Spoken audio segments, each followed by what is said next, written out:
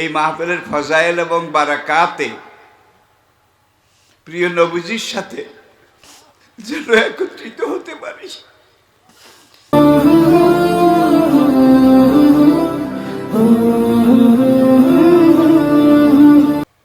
হুজুর খাহি করা নিঃসন্দেহে অযোগ্যতার প্রমাণ, দুর্বলতারও বহিঃপ্রকাশ। একটা প্রবাদ আছে, এক পীরি সব বিমারি, বয়সের একটা বার্ধক্য অবস্থা। এটার নামই হলো কোনো বিমার না থাকলেও 100 বিমার আছে, ঠিক কিনা বলেন? হার্ট, বাল্ব, লিভার, কিডনি, পিত্ত, ব্লাডার, মন, মগজ, দেমাগ সব কিছুর মধ্যে একটা ব্যারিকেড, একটা সীমাবদ্ধতা এসে যায় বয়সের কারণে। মহান রব্বুল আলামিন পবিত্র কোরআনে পাকেও এই কথাই বলেছেন, লেকায় লা ইয়ালামা বাদা ইলমিন শাইআ। অনেক জিনিস যা জানা ছিল বয়স হয়ে গেলে জানা জিনিসও অনেক সময় ভুলে যায়, ঠিক না ঠিক? আজকে আপনাদের যে আন্তরিকতা, আপনাদের এলাকাবাসীর যে মন মনন মানসিকতা, এর সঙ্গে সঙ্গে ঈমানের দৃঢ়তা এবং সাহসিকতা, যেটা আমি গত 1 বছর থেকে দেখেছি, জেনেছি এবং পেয়েছি, আপনাদের সবার পক্ষ থেকে একটা যুবক দিদার, সে আজ 1 বছর পর্যন্ত আমার পিছনে লাগা। আসলে এখন তো সব কিছুতে সীমাবদ্ধতা, বাড়িতে থাকলেও মাঝে মাঝে 2-4টা মাহফিলে যেতে হয়, তাও আমার বেল্টের মধ্যে, রেঞ্জের মধ্যে, দূরে কোথাও যাই না। এই বছরের জন্যে এই দূরে আসলাম আপনাদের কাছে, ঢাকায়ও আমি যাই না, এতটুকুন দূরত্বে যাই কিছু কথা বলে আবার যেন চলে আসতে পারি, কিন্তু আপনাদেরকে আমি ছাড়তে পারিনি। চট্টগ্রাম, দক্ষিণ চট্টগ্রাম, কক্সবাজার এই এলাকার সাথে আমার হৃদয়ের গভীরের একটা সম্পর্ক আমার কর্মজীবনের মধ্যবর্তী সময় থেকে এখন পর্যন্ত আল্লাহ রেখে দিয়েছেন। আমি আপনাদেরকে ভুলতে পারি না। আপনাদের আন্তরিকতা, মানসিকতা, সাহসিকতা, এটাকে আমি আবারও আহলান সাহলান এবং মোবারকবাদ জানাই। আল্লাহ পাক আপনাদের এই প্রচেষ্টা, এই জজবা, এটাকে কবুল করে নিন। এই মাহফিলের উসিলা এবং বারাকাতে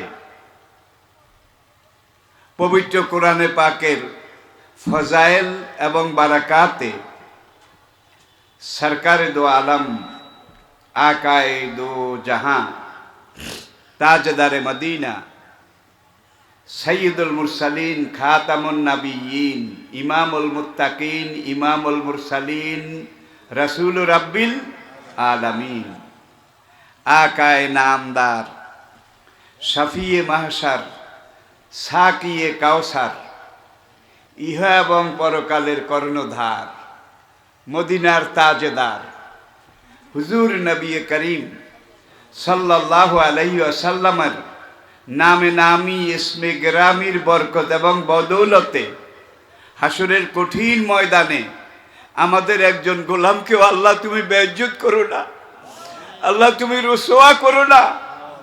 নবীজির শাফায়াত, যেটা ছাড়া কেউ জান্নাতে যেতে পারবে না। আল্লাহ পাক আমরা এই কোরআন তাফসির, নবীর মাহফিল, এই মাহফিলের ফজাইল এবং বারাকাতে প্রিয় নবীজির সাথে যেন একত্রিত হতে পারি। হাউজে কাউসারে নবীজির প্রিয় দাস্তে মোবারক পবিত্র হাতে হাউজে কাউসারের পানি আল্লাহ যেন আমাদেরকে পান করা এটা নসিব করে দেন। একটা জিনিস না বললেই নয়, শুধু আপনাদের এখানে নয়, বাংলাদেশে যে এলাকায় আমি গেল এক যুগেরও বেশি সময় থেকে গিয়েছি, দেখেছি এবং জেনেছি, আজ থেকে 40 বছর আগে এই ধরনের একটা মাহফিল যেখানে হতো, সেখানে সব বুড়ো মানুষ, বয়স্ক মানুষ, দাড়ি পাকা মানুষ, যুবক তরুণরা মাহফিলে খুব একটা আসতো না, দেখাও যেত না। আর আজকে আপনার ডানে বামে একটু তাকান, সব যুবক, সব তরুণ, সব টকবগে ইমানের বলে বলিয়ান যুব মানুষ এবং যুবক সমাজ। এটার আগামী দিনে বিরাট একটা ভবিষ্যৎ আছে, যেটাকে আমরা বলি আমাদের পরবর্তী প্রজন্ম। বিদেশিরা বলে নেক্সট জেনারেশন, নেক্সট জেনারেশন। আলহামদুলিল্লাহ, লক্ষণ ভালো। নবীজি মক্কায় যখন এত জঞ্জাল, এত পাপ পঙ্কিলতা, এমন কোনো পাপ ছিল না যেটা সেখানে হতো না। এমন একটা পাপপূর্ণ, জঞ্জালপূর্ণ সমাজে এবং সংকটময় সময় সন্ধিক্ষণে নবীজি সেখানে কোরআনের দাওয়াত দিলেন, তাওহীদের দাওয়াত দিলেন। সেখানে দেখা গেল হাতে গোনা 2-4 জন বুড়ো মানুষ, সাইয়েদনা আবু বকর রাদিয়াল্লাহু তাআলা আনহু। ওমর বুড়ো ছিলেন না, এই যৌবন পার হয়ে তিনি তারপরে অগ্রসর হয়েছেন। এরপরে আমরা যদি দেখি সালমান ফার্সি রাদিয়াল্লাহু তাআলা আনহু, তিনিও পারস্য থেকে এসে ইসলাম গ্রহণ করেছেন। এইভাবে হাতে গোনা কয়েকজন বুড়ো মানুষ ছাড়া মক্কাতে যারা প্রথমে ইসলাম গ্রহণ করেছিল, ইসলামের বিজয় পতাকা নিয়ে, বিজয় কেতন উড়িয়ে ইসলামী বিপ্লবকে যারা সামনের দিকে এগিয়ে নিয়েছিল, তারা ছিলেন আলী রাদিয়াল্লাহু তাআলা আনহু, বেলাল রাদিয়াল্লাহু তাআলা আনহু, সোহাইব রাদিয়াল্লাহু তাআলা আনহু, আনাস রাদিয়াল্লাহু তাআলা আনহু। এইভাবে সব যুবক তারা ইসলাম গ্রহণ করেছিলেন। আজকে যুবকেরা মাহফিল মুখী, পড়ুন আলহামদুলিল্লাহ। আপনাদের এখানে মাহফিলের ইন্তজাম, মাহফিলের যত রকম ব্যবস্থাপনা, পরিশ্রম, সব কিছুর পিছনে যুবকেরা সামনে রয়েছে। মুরব্বীরা যোগান দিয়েছেন, সহযোগিতা করেছেন, কিন্তু প্রথম কাতারে সব যুবক। আল্লাহ পাকের শুকরিয়া আদায় করছি। হয়তোবা আমি দেখব না, কিন্তু আমার এই ছেলেরা দেখবে। বাংলার এই জমিনে লা ইলাহা ইল্লাল্লাহর ইসলামী পতাকা পথ পথ করে উড়বে ইনশাআল্লাহ। যার পরিপূর্ণ একটা লক্ষণ আল্লাহর ফজলে শুরু হয়েছে। আর এই বেলাল, আম্মার, সোহাইব, আনাস, এই যে যুবক তরুণ যারা ইসলাম গ্রহণ করেছিলেন, তাদের উপরে বোধহয় নির্যাতন আসেনি, বিরোধিতা আসেনি। বেলালের শরীরে চামড়া ছিল না।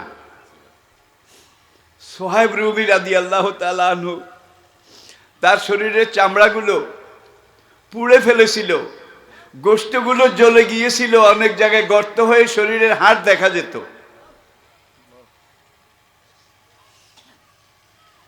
মক্কা বিজয়ের দিন বাতিল শক্তি যখন নবীজির কাছে সারেন্ডার করলো, আত্মসমর্পণ করলো, সেখানে বেলাল দাঁড়িয়েছিলেন তলোয়ার হাতে, এই সোহাইব দাঁড়িয়েছিলেন, আনাস দাঁড়িয়েছিলেন, এই সকল যুবকরা দাঁড়িয়েছিলেন নবীর সামনে। ইসলামের বিজয় পতাকা কাবার সামনে পথ করে উঠছে। বুখারী কিতাবুল মাগাজি, আপনারা বাংলা অনুবাদ পড়ে দেখেন।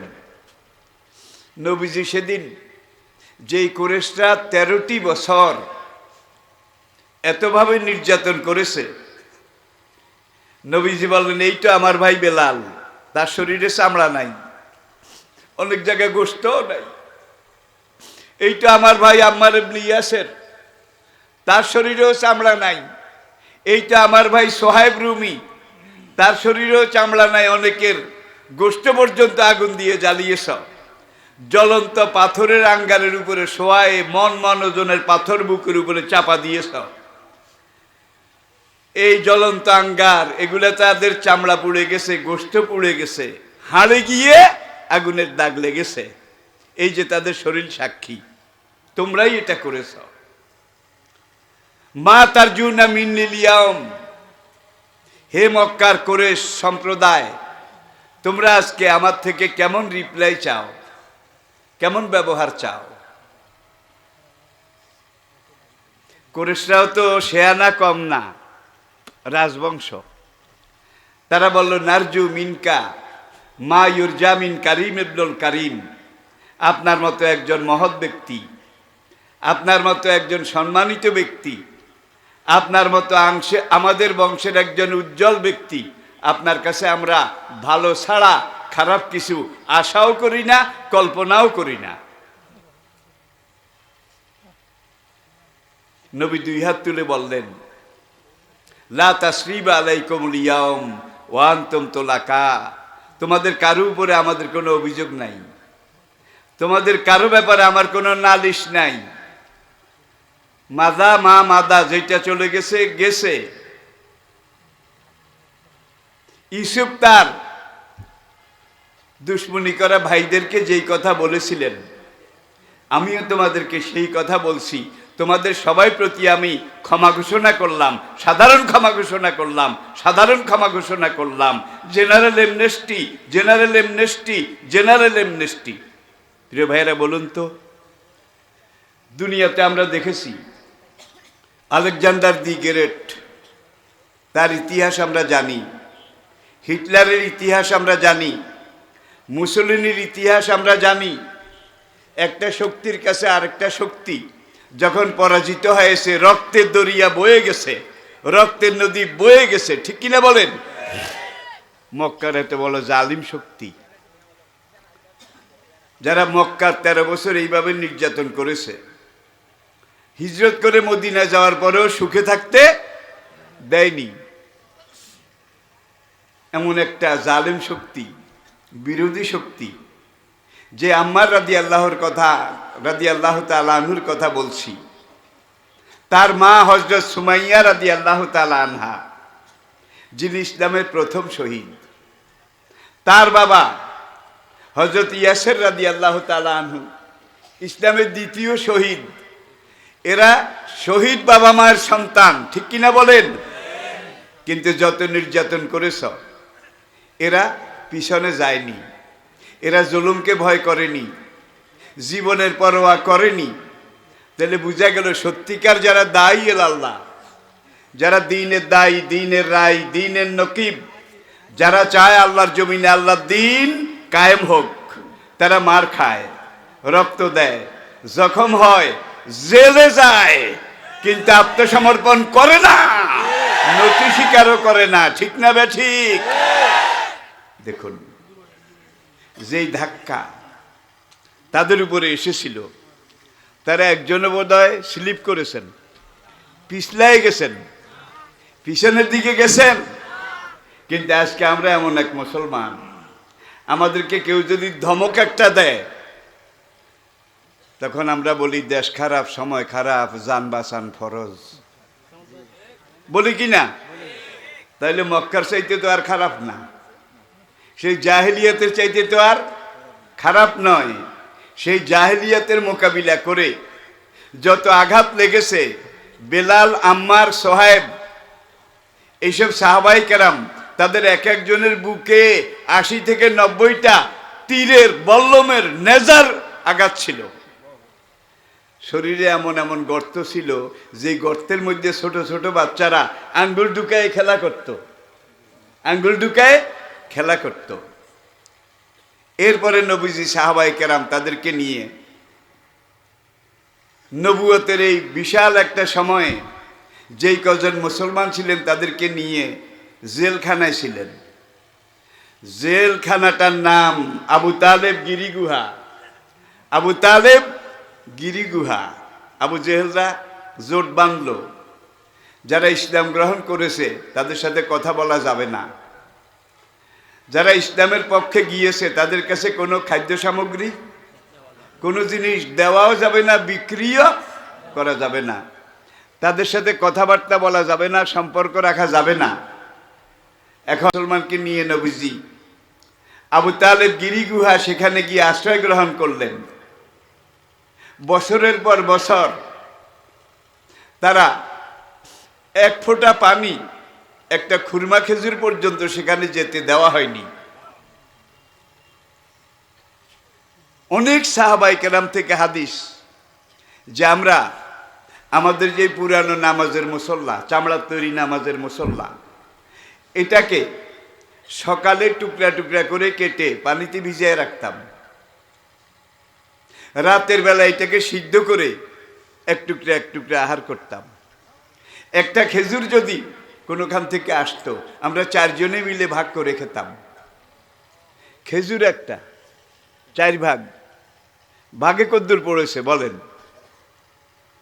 এরপরে আশেপাশে যখন ওরা একটু দূরে যেত, আমরা পাহাড়ে ঢুকে ঢুকে এক দৌড়ে কিছু গাছের পাতা, তাও বাবলা গাছ, বাবলা কাঁটা, এই কাঁটা গাছের পাতা টাতা এগুলো সংগ্রহ করে এনে এগুলোকে কোনো সময় সিদ্ধ করে খেতাম, কোনো সময় কাঁচা চিবিয়ে খেতাম।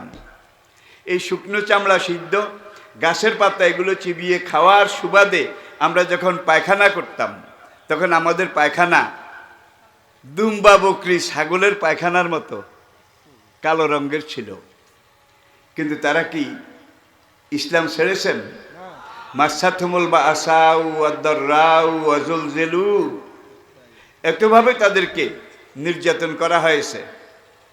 নির্যাতনে চিৎকার করে তারা বলেছিলেন মাতা নাসরুল্লাহ, আমরা তো শেষ হয়ে গেলাম, আল্লাহর সাহায্য কখন আসবে? আল্লাহ জেনে রাখো, ইন্না নাসরাল্লাহে করিব।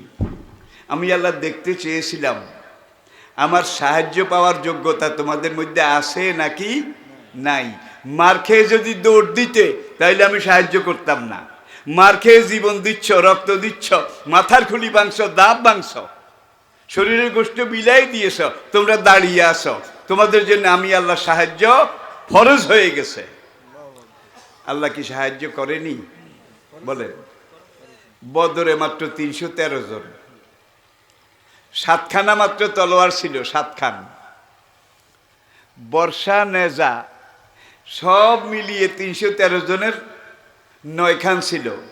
তা 9 আর 7 16। হাতিয়ার বলতে ইদ্দুর,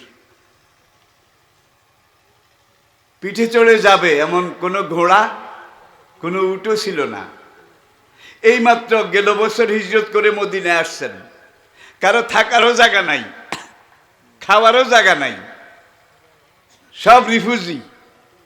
মক্কার কাফেররা চিন্তা করলে এইটাই সুযোগ, যদি এরা এখানে কিছুদিন থাকে তাহলে শিকড় গজায় যাবে, মুসলমানদের ইসলামের শিকড় গজায় যাবে। যদি শিকড় গজিয়ে যায় তাহলে ইসলামের এই জীবন বৃক্ষ এটাকে উপড়ানোর শক্তি আমাদের থাকবে না। শিকড় গজাবার আগেই এটাকে উৎখাত করতে হবে। মক্কা থেকে তারা আসলো, সংখ্যা 1000। কত? সঙ্গে নর্তকী আসলো, নায়িকা আসলো, গায়িকা আসলো, বাদ্যবাজনা আসলো, মদ আসলো, সুরা আসলো, সব রকমের কিছু তাদের এটার সাথে আছে। আর আরেকদিকে 313 জন মুসলমান, অস্ত্রশস্ত্র কিছুই 9 খান আছে মানে নাই। আর ওদের তো সবাই সশস্ত্র, আবার পিছনের সারিতে রিজার্ভ অস্ত্র, উটের পিঠে বোঝাই করা, যদি লাগে। যুবক সাহাবারা কয়েকজন নবীজির কাছে আসছেন, চোখ দিয়ে পানি পড়তেছে। ইয়া রাসূলুল্লাহ, ওগো আল্লাহ রাসূল, বদরে যাব, আপনি আমাদেরকে হাতিয়ার দিন, আমরা কি দিয়ে মোকাবিলা করব বাতিলের। হুজুরের চোখ দিয়েও চোখের পানির বন্যা নেমে আসলো। হুজুর বললেন, তোমরা যাও, প্রত্যেকে একটা একটা করে খুরমা খেজুরের ডালা, খেজুরের ডগা, এটা কেটে নিয়ে আসো। তারা এই খুরমা খেজুর গাছ, এগুলো থেকে খেজুরের ডালা, ডগা, এইটা এনে পাতাগুলো ফেলে দিয়ে লাঠি, এটা নবীর হাতে দিলেন। নবীজি হাতে নিয়ে বিসমিল্লাহ ওয়া তাওয়াক্কাল আলাল্লাহ এটা বলে জারটা তাকে ফেরত দিলেন, জারটা তাকে ফেরত দিলেন, সব খাজুরের ডাগা। সাহাবায়ে কেরাম বললেন, ইয়া রাসূলুল্লাহ, এগুলো তো তলোয়ার নয়, নেজাও নয়, বল্লমও নয়, তীরও নয়, এগুলো দিয়ে আমরা করবোটা কি? যাও বিসমিল্লাহ। ইতিহাস সাক্ষী, শুধু হাদিস নয়, ইসলামের ইতিহাস দেখুন। এই খাজুরের ডগা দিয়ে এইভাবে মেরেছে, সামনে যত কাফের ছিল দুই টুকরা হয়ে জমিনে পড়ে গেছে, খণ্ড বিখণ্ড হয়ে পড়ে গেছে। ঠিক কিনা বলেন? আরবাআতু আশারুম মিন সনাদিদে কুরাইশ, আবু জেহেল, উতবা, ওলীদ, রবিয়া, মগীরা, সাইবা, নাম্বারই যেগুলা 24টা কাফের আল্লাহর খাতায় জমা হয়ে গেছে। খাতায় জমা হওয়া বুঝেন কি? শেষ শেষ। দুইটা যুবক, 8-9 বছর বয়স, তরুণ টকবগে শিশু, তারা কাঁদতে কাঁদতে আসলো, ইয়া রাসূলুল্লাহ, আমরা যুদ্ধে যাব। হুজুর বললেন, তোমাদের সাইজে মাপে হয় না, তোমরা যেতে পারবে না। দুজন কান্নাকাটি, মাটিতে গড়াগড়ি শুরু করলো। কয়, তোমরা কেন যেতে চাও? সামেনা কাজা ওয়া কাজা, আমরা জানতে পেরেছি, শুনেছি, এই আবু জাহেল সে নবীকে এইভাবে মেরেছে, এইভাবে মেরেছে, নবীকে এইভাবে রক্তে রঞ্জিত করেছে। ইয়া রাসূলুল্লাহ, আমাদের একটু ছাড় দেন, অনুমতি দেন, আমরা আবু জাহেলকে আজকে বদরে গিয়ে সাইজ করব। দেখেন, দুইটা ছোট্ট ছোট্ট বাচ্চা, মাজ এবং মুআব্বাজ, আফরার দুই ছেলে, মাজ এবং মুআব্বাজ। এখন সেনাবাহিনী যায়, তাদের ফাঁকে ফাঁকে দুইটা ছোট সিংহের বাচ্চা, তারাও যায়। একজনের হাতে একটা নেজা আছে, আরেকজন খালি। অর্ধেক রাস্তা যাওয়ার পরে এক সাহাবী জিজ্ঞেস করলেন, তোমরা কোথায় যাও? দোনোভাই বলল, আমরা আবু জাহেলকে খতম করার জন্য যাই। তখন ওই সাহাবী বললেন, তোমরা কি পারবে? কে একজনের কাছে একটা জিনিস আছে, নেজা, আরেকজনের নাই। সেই সাহাবী বললেন, আমার হাতে একটা বল্লম আছে, আমার বল্লমটা তোমাকে দিলাম, দেখি তুমি কাজ সিদ্ধি করতে পারো কিনা। আপনি কি দিয়ে লড়বেন? কয়, খাজুরের ডাগা। দেখছেন, সব অস্ত্রের বিকল্প খেজুরের ডগা। তিনি খেজুরের ডগাটা ডান হাতে নিয়ে নেজাটা আরেক ভাইকে দিয়ে দিলেন। ঘোরতর যুদ্ধ চলছে, কাফেরদের রক্তে বদরের মাঠ লাল হয়ে যাচ্ছে। ওই যে বললাম খেজুরের ডগা, যে দূর যায়, কলা গাছ যেইভাবে ধারালো দাও দিয়ে কোপ দিলে 2-3টা যা সামনে পড়ে, সব টুকরা হয়ে পড়ে যায়। এই দুই যুবক মানুষের ফাঁকে ফাঁকে আগায়, কিন্তু আবু জাহেলকে চেনে না। হামজা রাদিয়াল্লাহু তাআলা আনহু, তিনি শহীদ হওয়ার, উহুদে শহীদ হয়েছেন, আপনারা জানেন। বদরে এই দুই ছেলে, মাজ এবং মুআব্বাজ, নাম কি? মাজ বড়, মুআব্বাজ ছোট, এক মায়ের সন্তান। কয়, চাচা, আবু জেহেল কোনটা, আমাদেরকে একটু দেখায় দেন। হামজা রাদিয়াল্লাহু তাআলা আনহু বললেন, আবু জেহেলকে দিয়ে তোমরা কি করবা?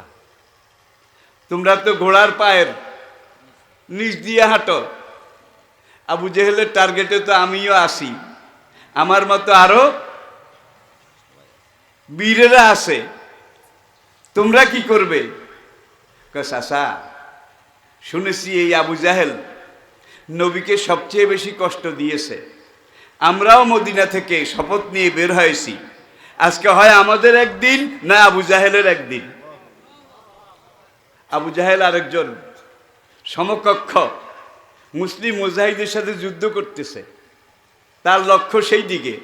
হামজা রাদিয়াল্লাহু তাআলা আনহু দেখাই দিলেন, ওই যে ঘোড়ার পিঠে রেশমি পোশাক, মাথায় রেশমি পাগড়ি, আর মাথার উপরে ঘোড়ার পিঠের সাথে লাগোয়া একটা ছোট্ট সামিয়ানা, ওইটা আবু জাহেল। এখন এই দুই ভাই কয়, তুই ওই দিক দিয়া যা, আমি এই দিক দিয়া।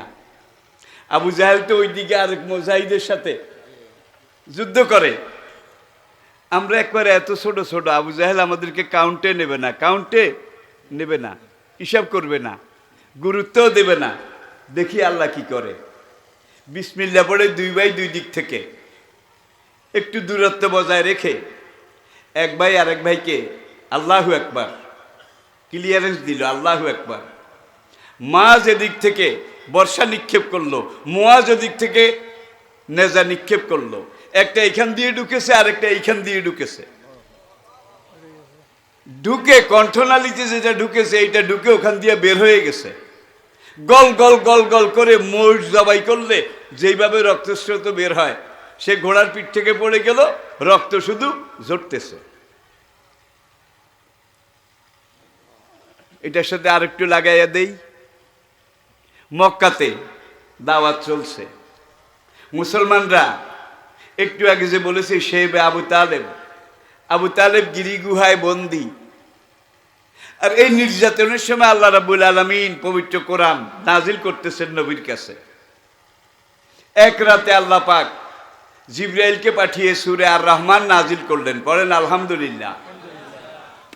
পুরা কোরআনের শব্দের গ্রন্থ না, ভাবের দোতনা, সুরের ব্যঞ্জনা, ফসাহাত এবং বালাগাত এক ধরনের। সূরা আর রহমান এটার কথনভঙ্গি, বচনভঙ্গি, ছোটকালে যে আমরা পুঁথি পড়তাম, এই দুই লাইন বলার পরেই আগেরটা, দুই লাইন বলার পরেই আরেক আগেরটা।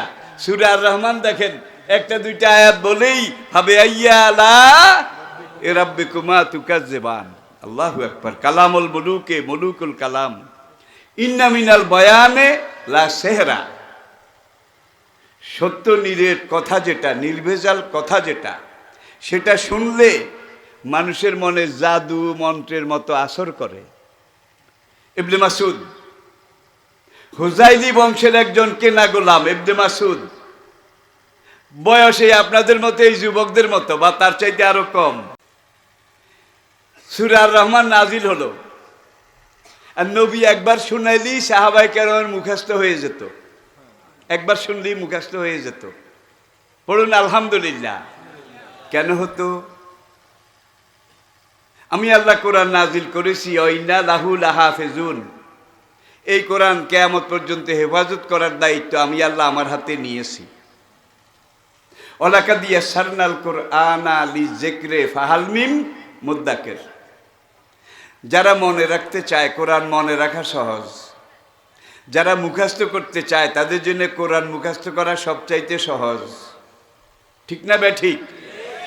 যারা একবার মুখস্থ করে মরণ পর্যন্ত স্মরণ রাখতে চায়, ইয়াসসারনাল কুরআনা, তাদের জন্য কোরআন স্মরণ রাখা, ইয়াদ রাখা আমি আল্লাহ সবচাইতে বেশি সহজ করে দিয়েছি। বিদায় হজ্জের ভাষণে দেখা যায়, নবীর জীবনের শেষ ভাষণ, বিদায় হজ্জের ভাষণ, মানবাধিকারের মহাসনদ। 27 মিনিটের ভাষণ ছিল, 27 মিনিট বিদায় হজ্জের ভাষণ। ফান্ডামেন্টাল হিউম্যান রাইট বলুন, মৌলিক মানবাধিকার বলুন, মানুষের সাম্যতা বলুন, ন্যায় বিচার বলুন, সব কিছুর উপরে নবী সেদিন নক করেছেন বিদায় হজ্জের এই 27 মিনিটের বক্তব্যে। অথচ নবীজি যে কোনো বক্তব্য রাখতেন 2 মিনিট, 3 মিনিট, 4 মিনিট, 5 মিনিট, এর বেশি না। জীবনের সবচেয়ে বড় ভাষণ 27 মিনিট বিদায় হজ্জের। সেখানে সাহাবা ছিলেন আহমদের বর্ণনা অনুযায়ী 1,24,000, বালাজুরির রাওয়ায়াত অনুযায়ী 1,40,000। তারা সবাই হাফেজে কোরআন ছিলেন। ওআইসির হিসাব অনুযায়ী বর্তমান পৃথিবীতে 1,34,00,000 আন্তর্জাতিক মানের হাফেজে কোরআন জীবিত আছে। আমি আন্তর্জাতিক মানের কথাটা ইচ্ছা করে বলেছি।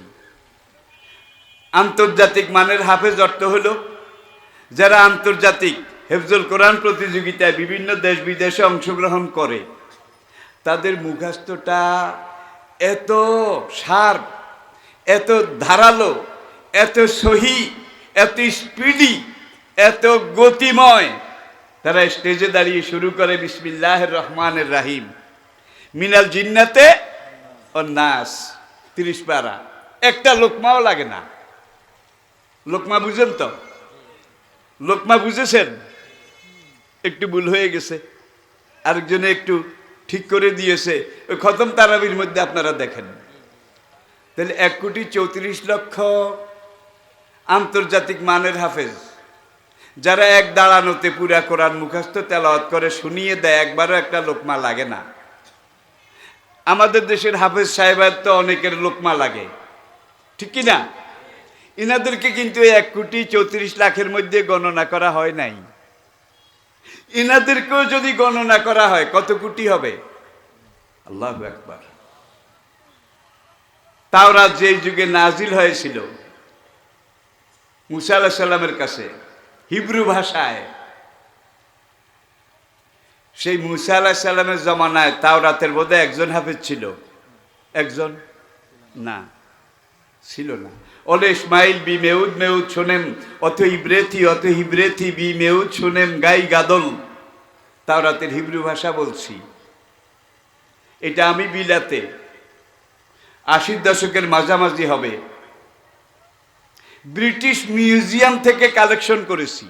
ব্রিটিশ মিউজিয়াম সারা দুনিয়ার সব ইহুদি খ্রিস্টান একমত, এইটা হিব্রু ভাষায় তাওরাত কিতাবের অরিজিনাল স্ক্রিপচারের একটা অংশ। আপনারা কি আমার কথা বুঝতে পারছেন? এটা অরিজিনাল। মুসা আলাইহিস সালাম বলছেন, হে বনি ইসরায়েলরা শোনো, ইসমাইলের বংশে তিনি জন্মগ্রহণ করিবেন। তিনি দুনিয়াতে আসলে আমি মুসার ধর্ম থাকবে না, তোমরা তার ধর্ম গ্রহণ করিও। I shall send him unto you, আমি গিয়ে তাকে তোমাদের কাছে পাঠিয়ে দেব। He will known as Muhammad, তার নামটা হবে মোহাম্মদ। তোমরা স্মরণ রেখো। হিব্রু ভাষাটা আমার টার্গেট। অলে ইসমাইল বি মেউদ মেউদ শোনে অত ইব্রেথি বি মেউদ শোনেন গাই গাদল। ভাই এগুলাকে মুখস্থ করার জিনিস? কোন বেটার এমন বুকের পাটা আছে এগুলা মুখস্থ করলে মনে রাখবে? ও আতাইনা দাউদা জাবুরা, আল্লাহ বলছেন দাউদ আলাইহিস সালামের কাছে আমি জাবুর কিতাব নাজিল করেছি। দাউদ আলাইহিস সালামের জামানায় জাবুরের একজন হাফেজ সাহেব ছিল কি? একজনও ছিল না। ইনজিল সুরিয়ানি ভাষায় আমি ঈসা আলাইহিস সালামের কাছে নাজিল করেছি। আজকে কি ইনজিলের কোনো হাফেজ আছে? আছে? ইনজিলই নাই, তাওরাতও নাই, জবুরও নাই। যেগুলো আছে এগুলো সব নকল, নকলের নকল, তার নকল, তৈশ্য নকল। আবার দেখেন প্রাচীন ভারতের সত্যযুগ, ত্রেতা যুগ, দাপর যুগ, এখন কলির যুগ। সেই সত্য যুগ থেকে শুরু করে গত 4000 বছরে বেদের একজন হাফেজ ব্রাহ্মণ, বেদের হাফেজ ব্রাহ্মণ বোধহয় ছিল সেই যুগে। এই যুগে তো বেদই নাই, হাফেজ সাহেব কোত্থেকে? গীতার বোধহয় কোনো একজন ব্রাহ্মণ হাফেজ ছিল, পুরাণের কোনো একজন হাফেজ ছিল। জবা কুসুমা শঙ্কা সমকাশ্য পিয়ং নাসং ও সামুন্ডে জয় জয় সম্ভয় সম্ভয় সর্বসত্তা নামং সাহা, এগুলা কি মুখস্থ করার জিনিস? আর মুখস্থ করলেও এগুলো মনে রাখা। আল্লাহু আকবার। আমি তুলনা করছি না, বুঝার জন্য উদাহরণ দিচ্ছি। মারাজাল বাহারাইনি ইয়ালতাকিয়ান বাইনাহুমা বারজাখুল লা ইয়াবগিয়ান ফাবে আইয়া আলা। দুই লাইন বলেই আবার ফাবে আইয়া আলা, দুই লাইন বলেই ফাবে আইয়া আলা। ছোটকালে যে মুরব্বীরা পুঁথি শুনতো গ্রামে, সেখানে দুই লাইন বলার পরেই আবার ওই আগের প্রথমটা। সূরা আর রহমানের বচন ভঙ্গি, কথন ভঙ্গি কিন্তু এরকম। ইবনে মাসউদ হুজাইলি গোলাম, বয়স 12-13, কণ্ঠ এত সুন্দর ছিল, তেলাওয়াত এত সুন্দর ছিল, নবী মাঝে মাঝে বলতেন, ইবনে মাসউদ তোমার কোরআন তেলাওয়াত শুনলে আমার দাউদ আলাইহিস সালামের কথা মনে ওঠে। আল্লাহু আকবার। ইবনে মাসউদ তো একবার শুনেছেন, মুখস্থ হয়ে গেছে। ফজরের নামাজের পর কয়, ইয়া রাসূলুল্লাহ দায়েনি, ওগো আল্লাহ রাসূল আমাকে একটু পারমিশন দেন, অনুমতি দেন। রাসূল কয় কি? কাবার ওখানে তো আমাদেরকে যাইতে দেয় না, সেখানে গেলে আমাদেরকে ঢিলা মারে, পাথর মারে। নবীজি আপনি গেলেও তো আপনার গলায় বলির, দেবদেবীর নামে বলি দেওয়া উটের ঝুড়ি, ছাগলের ঝুড়ি, নাড়ি ভুড়ি আপনার গলায় পেঁচিয়ে দেয়। কাবায় যাওয়া আমাদের জন্যে নিষেধ। ইয়া রাসূলুল্লাহ দায়েনি, হুজুর আমাকে একটু পারমিশন দেন। হুজুর বলেন, লেমাজা, কেন পারমিশন দেব, কি কাজ তোমার? আল্লাহর ঘরে গিয়ে আল্লাহর এই কোরআন আল্লাহকে শুনায় আসবো। দেখছেন কারবার। রাসূল বলেন, সেখানে গেলেই তো ওরা তোমাকে মারবে। ইবনে মাসউদ কয়, যেদিন জন্ম হয়েছে সেদিন মরে গেছি। মুমিনের কাছে জীবনে মালিকুল মউত আজরাইল একবার আসে, আর মুনাফিকের কাছে আজরাইল সারা জীবন আসতে থাকে। ঠিক না বে ঠিক? এইটা করলে আমি মরি নাকি? এই কথা বললে আমি ধরা পড়ি নাকি? এইটা এইভাবে বললে আমার কোনো ক্ষতি হয় নাকি? এই ধরনের মনোবৃত্তি, মনোভাব আমাদের মধ্যে বোধহয় নাই। ইবনে মাসউদ বলে, ইয়া রাসূলুল্লাহ পারমিশনটা দেন না, আমি যেদিন হয়েছি সেদিন মরেছি, জীবনকে ইসলামের জন্য উৎসর্গ করেছি, আমাকে পারমিশন দেন। হুজুর বললেন, বাবা পারলে যাও, পারমিশন দিলেন। ইবনে মাসউদ কাবার পূর্ব দেওয়ালের সাথে একদিকে হাজরে আসওয়াদ, আরেকদিকে মাকামে ইব্রাহিম, এই দুইটার মাঝখানে দাঁড়িয়ে সূরা আর রহমান তেলাওয়াত করা শুরু করলেন। আর গলা, স্বর, কণ্ঠ, আকর্ষণ, এটা তো আগেই বলেছি, জাদুর মতো ছিল। মক্কার লোকেরা তো কোরআন বুঝত, এবং এটি ইসলামের একবারে প্রথম পর্যায়ে মক্কাতে। এখন কুরাইশরা, কাফেররা চতুর্দিক থেকে আসে, বালা বালা, হ্যাঁ এটা ঠিক, ভাবে আইয়া লাই রাব্বিকুমা তুকাজ্জিবান, হ্যাঁ এইভাবে তারা শুনে আর হ্যাঁ ঠিক ঠিক, হ্যাঁ ঠিক, কত সুন্দর, কত সুন্দর, কত কণ্ঠস্বর। এইভাবে আস্তে আস্তে কাবার পূর্ব চত্বর সব কাফেরে ভরে গেছে। ইবনে মাসউদ তেলাওয়াত করতেছেন, কাফেররা চতুর্দিক থেকে আসে। আবু জেহেল হারামজাদা কিন্তু অনুপস্থিত আছিল। সাফা মারোয়ার উত্তর মাথায়, তার লাগোয়া পূর্ব দিকে গাজা মার্কেট যেখানে ছিল, আংশিক এখন ভাঙ্গা হয়েছে, গাজা মার্কেট, এই এলাকার বহু লোক সেখানে।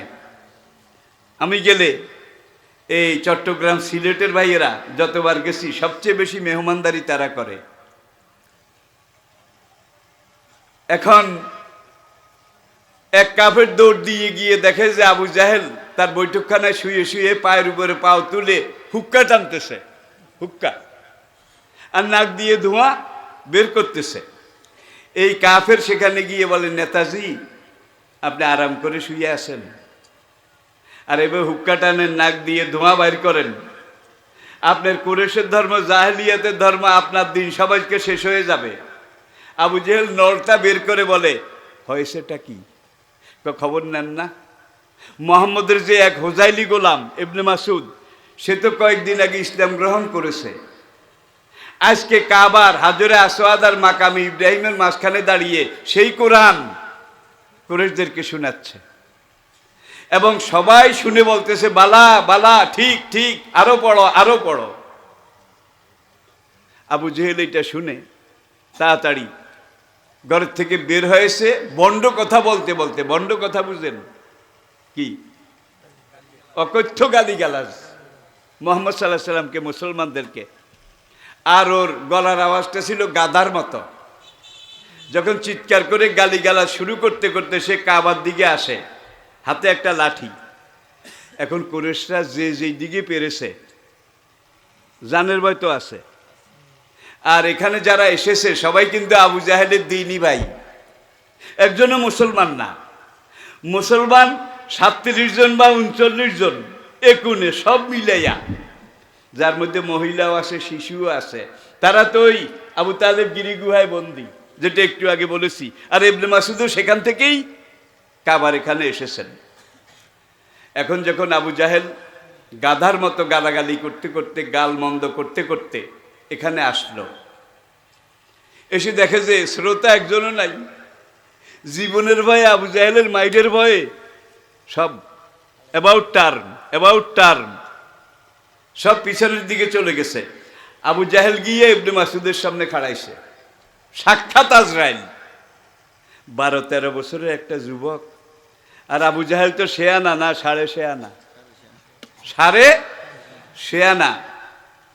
সে আবু ইবনে মাসউদকে ধরার জন্যে, ওরে গোলামের বাচ্চা গোলাম, এই দেখেন গালি, ওরে গোলামের বাচ্চা গোলাম, তোদেরকে না বলেছি লা তাসমাউ লিহাযাল কুরআনে ওয়ালগাউ ফীহি লাআল্লাকুম তাগলিবুন। মক্কার কোনো বাজারে, পথসভায়, কোনো জায়গায় খবরদার মুহাম্মদের বানানো কোরআন তোরা কাউকে শোনাতে পারবি না। এটা যে আমি আইন জারি করেছি তোদের জানা নাই? মক্কাতে কোরআন শোনানো নিষেধ। এটা ১৫০০ বছর আগে আবু জাহেল করেছিল, এই যুগে হয়তো নাই। ভাই আমারও সময় খারাপ, আপনাদের সেটা, আমার সময় আরো খারাপ।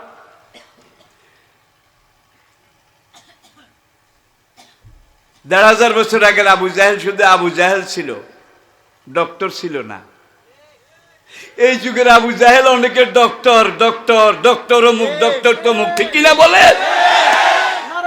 সুতরাং এই যুগের বাতিল আবু জাহেল শক্তি, ওগুলোর মোকাবিলা করতে হলে আলহামদুলিল্লাহ আজকে আমার ছেলেরা অনেক ডক্টর, অনেক পিএইচডি, আলহামদুলিল্লাহ।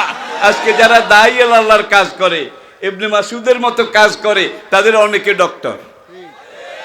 ভাই আমি কিন্তু ডক্টর না। আমি সেই পাকিস্তান আমলে, ব্রিটিশ আমলের পরে পরে যখন লেখাপড়া করি, তখন ডক্টর হওয়ার জন্য বাংলাদেশে কোনো ব্যবস্থা ছিল না। আর ডক্টরেট নেওয়ার মতো এত দোকানপাটও কিন্তু বাংলাদেশে অনেক জায়গায় আমাকে ডক্টর লেখে, আপনাদের কাগজের মধ্যেও দেখছি। আমি সারা জীবন এটার প্রতিবাদ করতেছি। সে বিলাতে গেলাম, বললাম যে ওই ডক্টর লিখলেন কেন?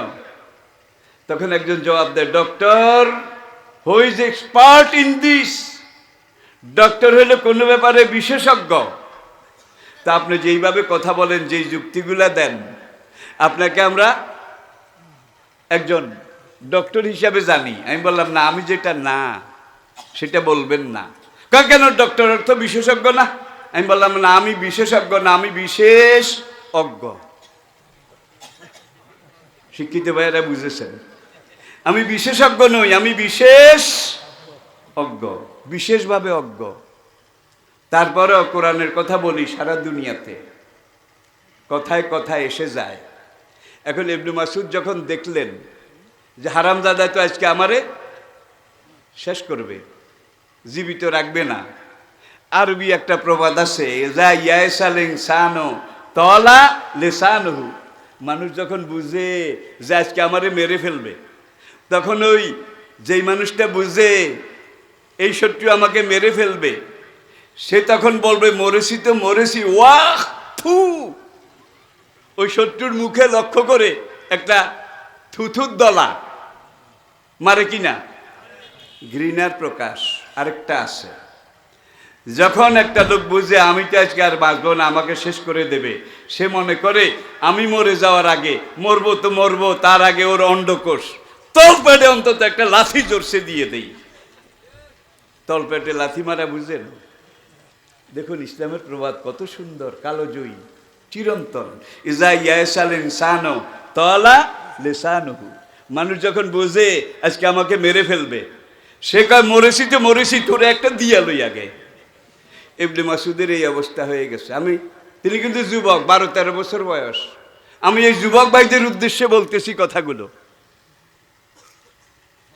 এখন আবু জাহেল যখন গালাগালি করতে করতে ইবনে মাসউদকে ধরতে আসবে, আবু জাহেল ধরার আগেই ইবনে মাসউদ খপ করে ডাইন হাতে আবু জাহেলের জামার কলার এক থাবা দিয়ে ধরে টান দিছে। টান দেওয়ার পরে জামার কলার ধরে রেখে ইবনে মাসউদ বলে বিসমিল্লাহির রহমানির রহিম, ঠাস। বাম হাত। মক্কার সবচেয়ে বড় জমিদার দি গ্রেট নাকি আবু জাহেল, লিডার দি গ্রেট, তার জামার কলার ধরে বাম হাতে তার গালে যখন ঠাস করে, এখন আবু জাহেল বেবলা হয়ে গেছে। মক্কা এমন কোনো মানুষ আছে নাকি আমার জামার কলার ধরে বাম হাতে, আবার থাপ্পড় মারার আগে বিসমিল্লাহ পড়ছে। নিশ্চয়ই এটা কোনো জঙ্গিবাদী মৌলবাদী মুসলমান হবে তবে, ঠিক না ঠিক? এখন আবু জাহেল যখন ইবনে মাসউদকে ধরতে যাবে, ইবনে মাসউদ তো আগেই বিসমিল্লাহ করে ফেলেছে। এখন থাপ্পড় দেওয়ার পরে গিয়ে ডরে ডরে আবু জাহেল ইবনে মাসউদের জামা ধরেছে। এই ইবনে মাসউদের জামাও ধরেছে আর ইবনে মাসউদ বিসমিল্লাহ লাগাইছে। যখন ঠাস করে এখানে বাম হাতের থাপ্পড় পড়েছে, সে ইবনে মাসউদের জামার কলার ছেড়ে দিছে। মানে এটা হতে পারে নাকি? এইবার সে এইদিকে তাকায়, ওইদিকে তাকায়। থাপ্পড় মেরেছে বড় কথা নয়, কেউ দেখলো টেকলো কিনা। This is his Prestige issue, Abu জাহেলের মান সম্মানের ব্যাপার। এই জন্য এই দিক ওদিক চায়। সে বেবলা, কিং কর্তব্য বিমূঢ় হয়ে গেছে। ইবনে মাসউদ দেখলেন এইটাই সুযোগ, দিছে পূব দিকে দৌড়। কাবার সামনে থেকে পূব দিকে দৌড় দিলে প্রথম সাফা মারোয়া। কি সাফা? আজকের মতো এত বিল্ডিং, এত কনস্ট্রাকশন কিছুই তো ছিল না, সব কঙ্কর আর পাথর। কয়েক মিনিট যাওয়ার পরে আবু জাহেলের খেয়াল হইল যে আমারে বাম হাতে থাপ্পড় দিছে, সে তো বেগে যায়। এইবার পিছনে পিছনে দৌড় দিছে। আবু জাহেল যখন সাফা মারোয়ায় উঠেছে, তখন ইবনে মাসউদ অনেক দূর পূব দিকে চলে গেছে। এখন দৌড় দিলেও আর পারা যাবে না। একটা হলো হরিণের বাচ্চা, আর একটা হলো থেবড়া মোটা আবু জাহেল, এটার সাথে দৌড় দিয়ে পারা যাবে না। এখন সাফা মারোয়ার উপরে দাঁড়িয়ে বলে, ওরে গোলামের ছেলে গোলাম,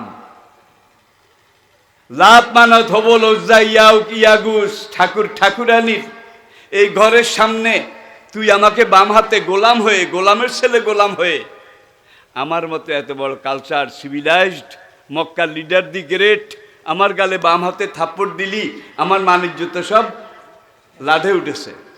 তুই মনে রাখিস, যে পর্যন্ত তোর এই বাম হাতের থাপ্পড়ের প্রতিশোধ নিতে না পারবো, ততদিন পর্যন্ত আমি গোসল করব না, আমি সেই হব না, আমি গোশত খাবো না, মধু খাবো না, দুধ খাবো না, ঘি খাবো না, দাড়ি চুল কাটবো না, স্ত্রী সহবাস করবো না।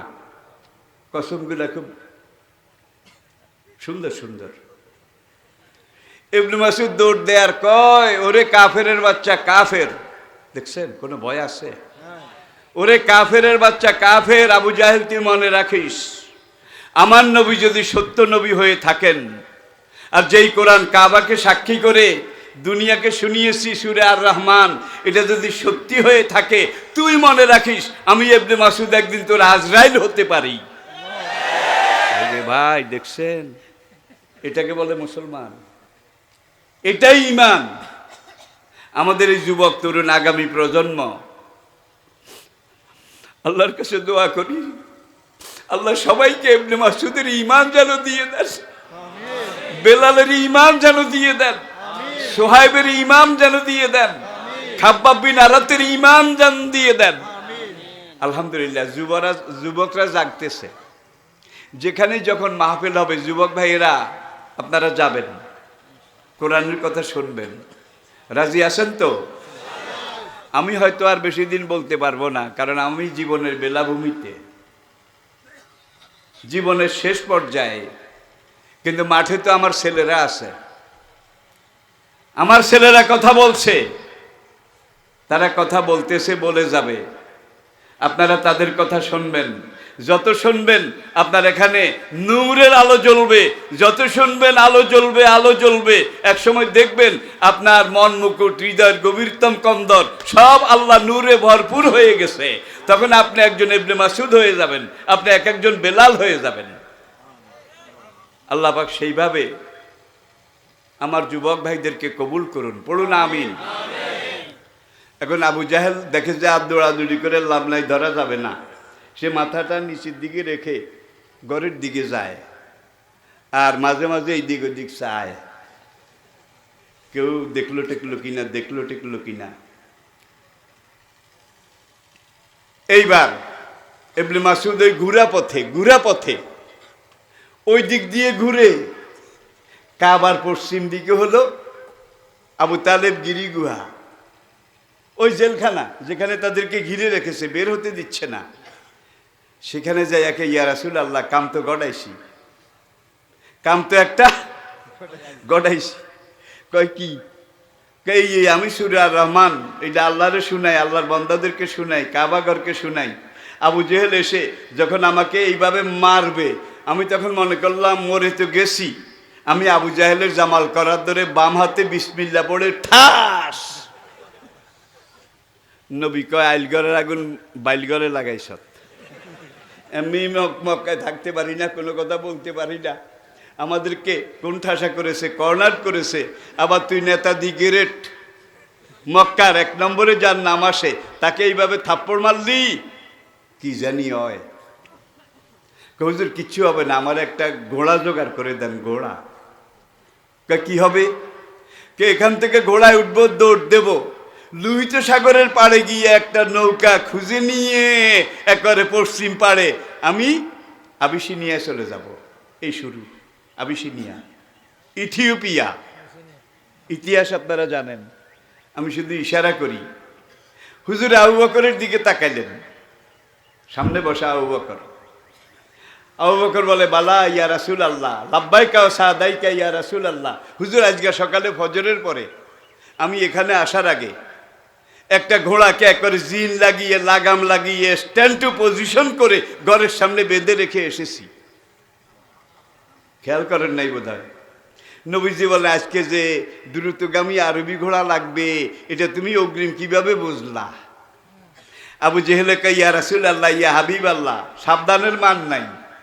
আজকে যখন আমি এই দিকে আসব, তখন চিন্তা করলাম আমার কোনো মুসলমান ভাইয়ের যদি কোনো বিপদ টিপদ হয় আর এখান থেকে পালানো লাগে, তাহলে ঘোড়া একটা রেডি করে রাখা দরকার।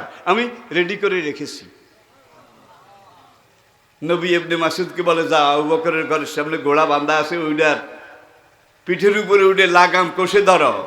আর তখনকার এই ঘোড়াগুলো ছিল সাজোয়া যান।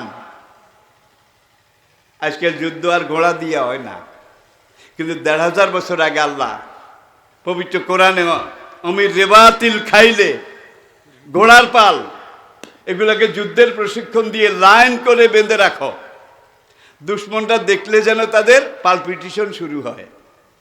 তাহলে আজকে ঘোড়া দিয়ে যুদ্ধ করে না, সাজোয়া যান, কামান, ট্যাঙ্ক, এই জাতীয়।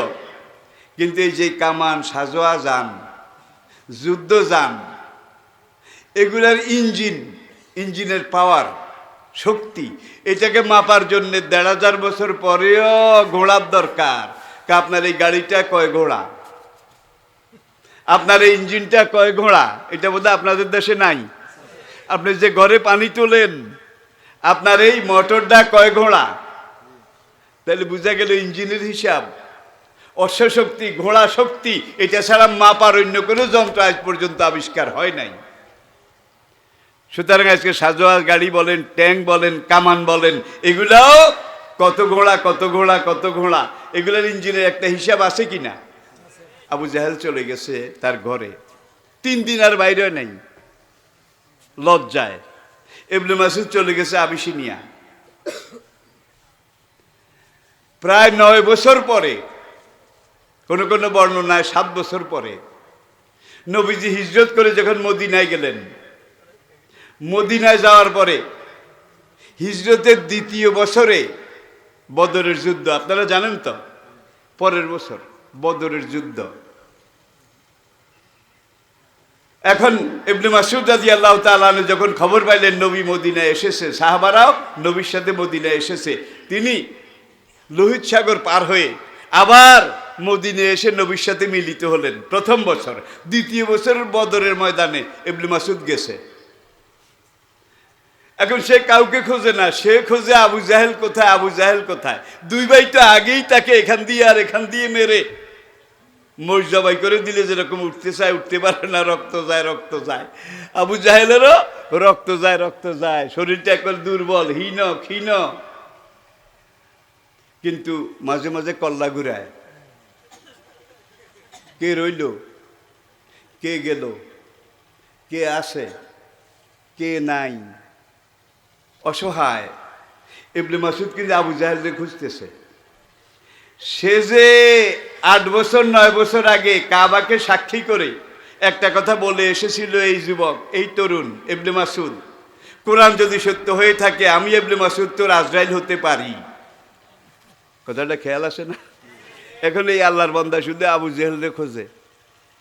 খুঁজতে খুঁজতে মাঠের এক কোণে গিয়ে দেখে যে একেবারে জবাই করা মহিষের মতো, লাড়তে পারে না কিছু, কিন্তু কল্লাটা একটু একটু লাড়ায়, চোখ 2টা বড় বড়। দেখেই গিয়ে বুকের উপরে বসছে, বসে তলোয়ার বাইর করে। আবু জাহেল করে, হুজাইলি গোলাম, গোলামের বাচ্চা গোলাম, তোরে পাইলাম কিন্তু অনেক দেরিতে।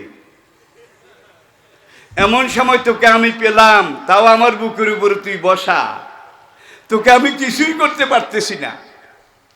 ইবনে মাসউদ কয় বিসমিল্লাহে ওয়া তাওয়াক্কালতু আলাল্লাহ। এখানে লোহার যে টুপিটা মাথায় পরা ছিল এইটাকে খুলে, তারপরে এখানে এই জামার বোতাম খুলে ওই জায়গা পছন্দ করে আর কি, কোনখান দিয়ে কাটবে, বুকের উপরে বসা। শক্তি থাকলে তো এক ঘুষি দিয়ে এটাকে ফেলে দিয়ে উঠে দৌড় দিত, কিন্তু কোনো শক্তি নাই। ওই গোলাম তার যে থাপ্পড় মেরেছিল 1 যুগ আগে, সেই হুজাইলি গোলাম তার বুকের উপরে, এই দুঃখ সে কিভাবে সামাল দেবে? কতকে পেলাম অনেক দেরিতে, কাছে পেয়েও কিছুই করতে পারলাম না। এখন কি করবি? শালা জানিস না তোর কল্লা কাটবো। কাছে কাটবি তো কাটবি, সারাবার কোনো কিছু এটা ইচ্ছা করে, সেটা দুশ্মনেও পূরণ করে। ওরে গোলামের ছেলে গোলাম, আমার মাথাটা কল্লাটা তুই একটু বড় করে কাটবি, বড় করে। ইবনে মাসউদ বুকের উপরে বসে বলে, বড় করে কিভাবে? একবার এই হাসলির সাথে বড় করে, এইখান দিয়ে কাটিস না, তাহলে কল্লাটা ছোট দেখা যাবে, এইখান দিয়ে কাটবি, যে দূর পারা যায়, বড় করে।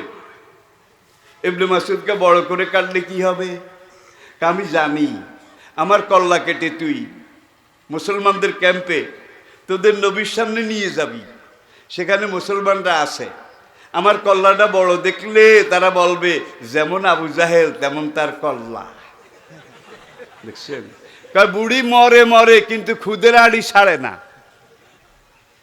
জীবনে এই সময় এসেও দেখেন অহংকার।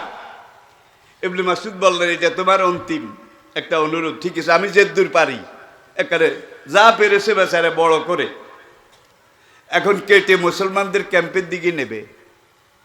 বদরের ময়দানে ঢুকার সময় যারা দেখেছেন, প্রথম একটা কুয়া পড়ে, বীরে আরিশ, বীরে আরিশ, আরিশ কুয়া, সেটার পানিটা এখনো ফ্রেশ, মানুষ এখনো পান করে। ময়দানে ঢুকলে ময়দানের এক কোণে আরেকটা কুয়া ছিল, এটার চাইতে বড়, আরো গভীর, সেই কুয়াটার নাম বীরে বদর, বীরে বদরের কুয়া। আপনারা জানেন আবু জেহেল, উতবা, ওলিদ, রবিয়া, সাহেবা, মগিরা, হ্যাঁ, বেলালের মনিব, উমাইয়া। বুখারীর কিতাবুল মাগাজিতে আরবাআত আশারুম মিন সানাদিদে কুরাইশ, কুরাইশদের 24 জন বড় বড় নেতা আবু জেহেল, উতবা, ওলিদ সহ আল্লাহ নবী একটা একটা করে গুনে গুনে বদরের কুয়ায় ফেলেছে। কল্লা তো মুসলমানদের ক্যাম্পে ইবনে মাসউদ নিয়ে গেছে। এখন একটু দূরে একবারে বীর আরিশের কাছে কল্লা আলাদা করেছে, মুসলমানদের ক্যাম্প একেবারে ওই দিকে। এখন ওই মাথায় বাবড়ি চুল ছিল, ওই রক্ত পড়তে পড়তে চুলগুলা রক্তে ভিজে পিছলা হয়ে গেছে। বেচারা ইবনে মাসউদ দুর্বল মানুষ, হিজরতের সময় বয়স যদি 11 বছর হয়ে থাকে, এখন 12 বছর, এর তো আর বেশি না। এখন চুলের মুঠি ধরে নেয়, কদ্দুর যাওয়ার পরে রক্ত পিছলায় এটা দপ করে পড়ে যায়। এই চুল বাদ দিয়ে এবার দাড়িগুলো রক্তে ভিজা পিচ্ছিল, দাড়ি ধরে নেয়, কয়েক কদম যাওয়ার পরে এইটাও পড়ে যায়। আল্লাহু আকবার। যখন দেখে যে লইলেই পড়ে, আর এইটা এমন গোদা মহিষের কল্লার মতো, এইটারে এক হাতে নেওয়াটাও কঠিন। এবার বুদ্ধি ভালো করেছে, কল্লাটাকে ওখানে রেখে দেখে যে হাতির মতো বড় বড় 2টা কান, একটা কানের তলোয়ারের মাথা দিয়ে এইভাবে 4 আঙ্গুল কাটছে, 4 আঙ্গুল কেটে এখান দিয়ে আঙ্গুল ঢুকাইছে। ব্যাগের তোড়া আঙ্গুল ঢুকিয়ে এখন নিয়ে যায়, এইবার আর স্লিপ করে না। কয়েক কদম যাওয়ার পরে ইবনে মাসউদ একটা অশরীরী সুপার ন্যাচারাল কিম্বুত কিমাকার বিদঘুটে একটা আওয়াজ, অপার্থিব, ইয়া ইবনে মাসউদ আলুজনা বিলুজনে। ইবনে মাসউদ, কানের বদলে কান। বেচারা ডরাইছে, আওয়াজটা উপরের দিক থেকে আসে, জলদ গম্ভীর, চাই দেখে যে কেউ নাই, একটু ডরাইছে। আবার এইভাবে নিয়ে যাচ্ছে, 40 কদম সামনে যাওয়ার পরে আবার ইয়া ইবনে মাসউদ আলুজনা বিলুজনে। ইবনে মাসউদ, তুমি খুশি হও, সন্তুষ্ট হও, কানের বদলে কান। আবার ডরাইছে, কিরে এমন এক আওয়াজ, এটা কোনো মানুষের আওয়াজ নয়, জলদ গম্ভীর, সুপার ন্যাচারাল, অতি প্রাকৃতিক। শুনছি কে আওয়াজ দিচ্ছে, দেখতে তো পাচ্ছি না। কদ্দুর যাওয়ার পরে আবার 3 বার ইয়া ইবনে মাসউদ আলুজনা বিলুজনে, কানের বদলে। এখন ক্যাম্পে যাইয়া উঠছে, নবীজির সামনে কল্লা জমা দিছে। কল্লা জমা দিয়ে তারপরে ইয়া রাসূলুল্লাহ, ইয়া হাবিবাল্লাহ, আমি একটু ডরাইছি। ইন্নী খেফতু আলা নাফসি, ইন্নী খেফতু আলা নাফসি। ইয়া রাসূলুল্লাহ, আমি একটু ভয় পেয়ে এসেছি। কয় লেমাজা, কেন তুমি ভয় পেলে? তখন বলে, চুল ধরে আনতেছিলাম, রক্তে ভেজা, স্লিপ করে পড়ে যায়। দাড়ি ধরে আনতেছিলাম, দাড়ি ভেজা, রক্তে স্লিপ করে পড়ে যায়। যখন দেখি যে আর পারি না, তখন কানের 4 আঙ্গুল ছিদ্র করে এখানে হাত ঢুকাইছি, ব্যাগের তোড়ার মতো। হাত ঢুকাইয়া যখন আসা আরম্ভ করেছি, 3 বার একই আওয়াজ। ইবনে মাসউদ, খুশি হয়ে যাও, কানের বদলে কান। সবাই পড়েন আল্লাহু আকবার। তখন নবীজি মুস্কি হাসলেন, হেসে আলহামদুলিল্লাহ পড়লেন। ইয়া বুনাইয়া, বাবা ইবনে মাসউদ, তোমার কি মনে নাই মক্কার সেই নির্যাতন যুগে কাবার পূর্ব পাশে তুমি যেখানে কোরআন তেলাওয়াত করেছ, হাজরে আসওয়াদ মাকামে ইব্রাহিমের মাঝখানে, সেখানে নামাজের নিয়ত করেছিলাম। আবু জেহেল তার বাড়ির ওখান দিয়ে আমি নামাজ পড়তেছি, এখানে এইটা টের পেয়ে সে এসে সাফা মারোয়ার ওখানে দাঁড়িয়ে আমাকে হত্যা করার জন্যে যখন টার্গেট করে তীর মারতেছিল, তুমি কাবার উত্তর পাশে ছিলে।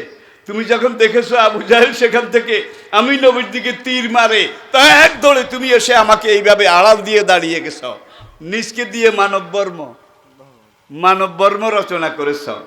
তুমি এইভাবে দাঁড়িয়ে যাওয়াতে তার তীরের টার্গেট এটা বিচ্যুত হয়ে গেছে, তীর আমার গায়ে লাগে নাই, তোমার কান ছিদ্র করে তীরটা চলে গেছিল, তোমার কান দিয়ে টপ টপ করে রক্ত পড়তেছিল, তুমি কাঁদছিলে।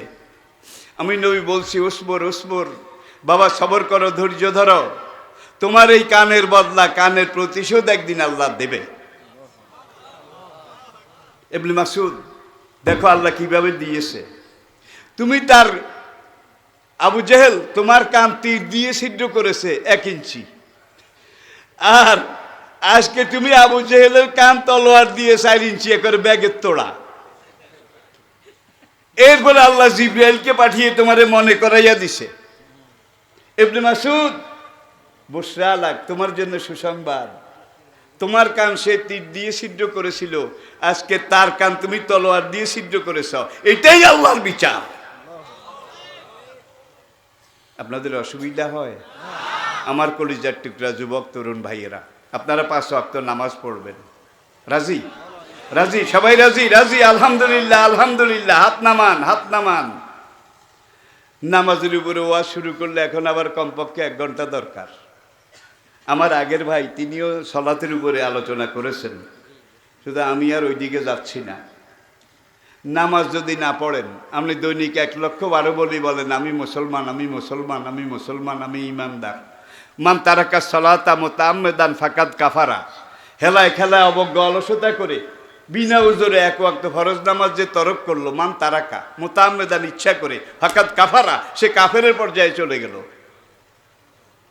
আল ফারকু বাইনাল মুমিনি ওয়াল কাফিরি তারকুস সালাত। মুমিন আর কাফের, ইমানদার আর বেঈমান, দুইজন মানুষের পার্থক্য নিরূপণ করে একটাই ইবাদত, সেটা নামাজ, সেটা সালাত। 5 ওয়াক্তের এককটাও পড়ে না, কিন্তু কিছু কিছু শিক্ষিত মানুষ বলে হুজুর নামাজ না পড়লে কি হবে, আসলে আমার ঈমান ঠিক আছে। আপনাদের দেশে বোধহয় বলে না, আমাদের দেশে বলে। 1 ওয়াক্ত না পড়লে যদি কাফের হয়ে যায়, 1 ওয়াক্ত না পড়লে কি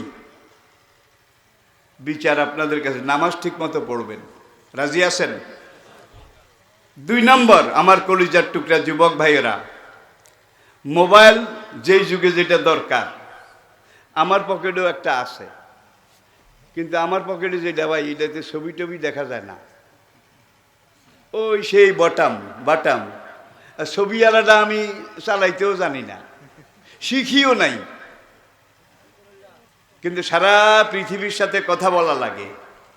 আমার নাতি যখন বিদেশ থেকে আরেকটা সেট আছে, ওই ফোন আসে, তখন ওই নাতি টাতি ওরা আমাকে ধরাইয়া দেয় যে দাদা ভাই এটা, নানা ভাই এটা, আমি এটা অপারেটও করতে জানি না। খবরের জন্য শুনবেন। এরপরে এইসব টাচ মোবাইলে অনেক সম্পদ আছে, এখানে গুগল আছে, গুগলটা সার্চ করেন। গুগল আলাদা একটা দুনিয়া, আলাদা একটা জগৎ। গুগল সার্চ করলে আপনি পাবেন তাফসির ইবনে জারির, ইবনে কাসির থেকে শুরু করে একবারে তাফিমুল কোরআন ধরে শুরু করে এই পর্যন্ত যত তাফসির দুনিয়াতে লেখা হয়েছে, সব তাফসিরের আরবি এবং সঙ্গে সঙ্গে বাংলা অনুবাদ গুগলের মধ্যে। গুগল সার্চ করেন, সেখানে আপনি পাবেন ইসলামের ইতিহাস, ঐতিহ্য, সেভাবে টাচ দেন, সাহাবাদের জীবনী, তাবিন, তাবিনের জীবনী, আইম্মাদের জীবনী। আর আমি এই সময় কিন্তু মাহফিলে বেশি যাই না, ঘরে বসে বসে নেট দুনিয়ার আমি একজন অংশীদার। প্রত্যেক দিন 3টা-4টা করে আমাকে লাইভ প্রোগ্রাম করতে হয়, 3টা-4টা, 1 ঘন্টা, একটা 1 ঘন্টা। আমার এই লাইভগুলো MUNA Muslim Ummah of North America, MUNA, Muslim Ummah of North America, এখান থেকে শুরু।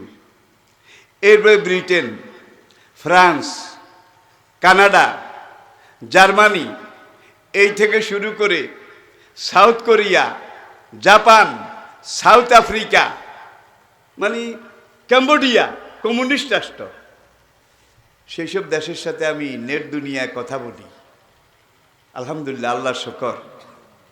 এই ময়দান শক্তির জন্য আমার জন্য অনেকটা সংকুচিত হয়ে গেছে, কিন্তু বাহিরের দুনিয়ার দরজা আল্লাহ আমাকে খুলে দিয়েছেন। হাদিসের মধ্যে, মুসলিমের সহিহ হাদিস বর্ণনা পরম্পরায় যে ইমাম মাহাদি কোথায় আসবেন, কোথায় যাবেন, কিভাবে কি হবে, ঈসা আলাইহিস সালাম কোন জায়গায় আসবে, ঈসা আলাইহিস সালাম দাজ্জালকে কতল করবে। বুখারীর হাদিস, বেবাবে লুদ্দিন বেমকানে লুদ্দিন, ইসরায়েলের অন্তর্গত লুদ নামক স্থানে ঈসা আলাইহিস সালাম দাজ্জালকে হত্যা করবেন। এক হাদিসে বেমকানে লুদ্দিন, আর এক হাদিসে বেবাবে লুদ্দিন, লুদ শহরের প্রবেশ দ্বারে ঈসা আলাইহিস সালাম দাজ্জালকে হত্যা করবেন।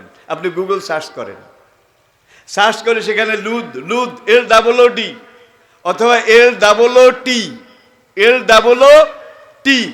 এটাকে সার্চ করেন, আপনি আনেন, দেখবেন যে লুদ শহর আপনার সামনে এসে যাবে। দেখবেন যে সেখানে একটা শ্বেত পাথরের গেট ওরা তৈরি করেছে, যেই গেটে ওরা লিখে রেখেছে, the king of piece will emerge here, আমাদের শান্তির দূত দাজ্জাল, যেই দাজ্জাল এসে আমাদেরকে পুরো দুনিয়ার রাজত্ব এনে দেবে, সেই দাজ্জাল এই গেট দিয়ে চিটাঙ্গের লোকাকে গল্লাইব, নোয়াখালীর এলাকা হাঁদাইব, দাজ্জাল এই গেট দিয়ে ঢুকবে। সেই গেটটাও তারা বানাইছে। গেটটা পার হয়ে ভিতরে ঢুকলে বাম দিকে একটা বিমানবন্দর, বিন গরিয়ান ইন্টারন্যাশনাল এয়ারপোর্ট। বিন গরিয়ান ইসরায়েলের জাতির পিতা, বিন গরিয়ান ইন্টারন্যাশনাল এয়ারপোর্ট। এখন এই যে লুদ শহর, এটা কিন্তু দুনিয়াতে ছিল না, আমাদের ছাত্র জীবনেও ছিল না। কিন্তু ইসরায়েলের লুদ নামক তো কোনো জায়গা নাই, শহরও নাই। নবী হাদিসে কি কইল? আজকে 40-50 বছর পরে আমরা দেখলাম যে লুদ শহর এটা তৈরি হয়ে গেছে। লুদ শহরের ঢুকার সেই শ্বেত পাথরের গেট এটা তৈরি হয়ে গেছে। নবী যেহেতু বলে গেছেন, এই জন্য এগুলা গ্রাউন্ড তৈরি হচ্ছে, গ্রাউন্ড তৈরি হচ্ছে। আর এই লুদ শহরের এই গেটের সামনেই ঈসা আলাইহিস সালাম দাজ্জালকে হত্যা করবেন। গুগলের মধ্যে বুখারী, মুসলিম, তিরমিজি, আবু দাউদ, ইবনে মাজাহ, নাসাই হাদিসের এই 6 জন বড় বড় ইমাম, তাদের জীবনী গুগলে পড়েন। বই কিনতে অনেক পয়সা লাগে। 4 মাযহাবের 4 ইমামের জীবনী গুগলে পড়েন। এরপরে সেখান থেকে আস্তে আস্তে এই পর্যন্ত যুগ যুগে যত বড় বড় ইসলামী স্কলার, বিশেষজ্ঞ, তাদের জীবনী, সব ইমাম, সমস্ত সাহাবায়ে কেরামের জীবনী, আর হাদিস যারা বর্ণনা করেছেন, হাদিসের সাথে যে সকল সাহাবা, তাবি, তাবে তাবি, যে সকল রাবি জড়িত, যেমন ইমাম বুখারী একটা হাদিস লিখতেছেন, অ্যাটেনশন প্লিজ, ইমাম বুখারী লিখতেছেন, হাদ্দাসানা ফুলান, আমি এই হাদিসটা আমার ওস্তাদ অমুকের কাছে শুনেছি। কালা, আমার সেই ওস্তাদ বলেছেন, হাদ্দাসানা ফুলান, আমি অমুকের কাছে শুনেছি। তিনি বলেছেন, হাদ্দাসানা ফুলান, আমি এই হাদিসটা অমুকের কাছে শুনেছি। কালা, তিনি বলেছেন, আখবারানা মামার, আমাকে তাবি মামার বলেছেন, সামেত ওমর ইবনুল খাত্তাব রাদিয়াল্লাহু তাআলা আনহু, আমি হযরত ওমর ইবনুল খাত্তাব রাদিয়াল্লাহু তাআলা আনহু থেকে হাদিসটা শুনেছি, ইন্নামাল আমালু বিন্নিয়াত। এখন এই রাসূল চলে গেছেন, ওমর চলে গেছেন, তাবি, তাবে তাবি তারাও চলে গেছেন, কুরুনে সালাসার সবাই চলে গেছেন। হাদিস মুখে মুখে, মুখে মুখে, সবার মুখস্থ, কোরআন যেমন মুখস্থ, হাদিসও। ইমাম বুখারী প্রথমে এগিয়ে আসলেন, যে মানুষের স্মরণ শক্তি দিন দিন বাড়ছে না কমছে, বাড়ছে না কমছে, কমতেছে। তো হাদিস লেখা দরকার। 6 লক্ষ হাদিস তিনি মুখস্থ করেছেন, 6 লাখ, 6 লাখ হাদিস মুখস্থ করে সেখান থেকে তিনি কিভাবে কোন হাদিসটা আমার সহিহ বুখারীতে লিখব, তিনি এই হাদিসটা হাদ্দাসানা ফুলান, ইমাম বুখারী বলেন আমার ওস্তাদ অমুক, তার নাম লিখেছে, কালা হাদ্দাসানা ফুলান, সেই ওস্তাদ বলেছে আমি অমুকের কাছে, তিনি বলেছেন আমি অমুকের কাছে, তিনি বলেছেন আমি ওমরের কাছে। তাহলে ওমরের বিশ্বাসযোগ্যতা কিন্তু ছিল, আছে, থাকবে। ওমরের ব্যাপারে কেউ কোনো বিতর্ক নাই। কিন্তু ইমাম বুখারী থেকে ওমর পর্যন্ত যেতে মাঝখানে আরো 3 জন, এটাকে বলে আসমাউর রিজাল। রেজাল শাস্ত্র, হাদিস বর্ণনা এবং সংকলনের ইতিহাস। এখন এই যে তিনজন মানুষ, এই তিনজনের নাম লিখছে যে এই হাদিস ইন্নামাল আমাল বিন নিয়ত পর্যন্ত যাইতে হযরত ওমরকে বাদ দিয়ে আরো তিনজন আছে তাবি, তাবে তাবি, হাদিসের রাবি। এখন ইমাম বুখারী এদের গ্রামে গেছে, বাড়িতে গেছে, বিয়ের সময় পাত্রী খবর নিতে যেরকম যায় যে আমি এই নামটা পেয়েছি এই হাদিসে, এই ব্যক্তিটা কেমন ছিল, এই লোকটা কেমন ছিল, ঘরে ঘরে ঘরে ঘরে গিয়ে এই লোকটার খোঁজ খবর নিছে। তারপরে এই লোকটার বাড়িতে গেছে, এই লোকটার বাড়িতে গেছে, খোঁজ খবর নিছে। যদি এই তিনজনের মধ্যে একজন এমন পাওয়া গেছে মানুষ ভালো ছিল, হাদিসে মুখস্থ ছিল, কিন্তু জীবনে একবার ওয়াদা খেলাপ করেছে, ইমাম বুখারী কয় এই হাদিস নেওয়া যাবে না, এটা বাদ। আরেকজনের বাড়িতে গেছে আরেকটা হাদিসের সনদ নিয়ে, এই লোকটা কেমন ছিল, যার থেকে আমি হাদিসটা লিখতে চাই, সংরক্ষণ করতে চাই। তখন কোনো একজন বলল মানুষটা খুবই ভালো ছিল, কিন্তু জীবনে একবার ওয়াদা খেলাপ করেছে।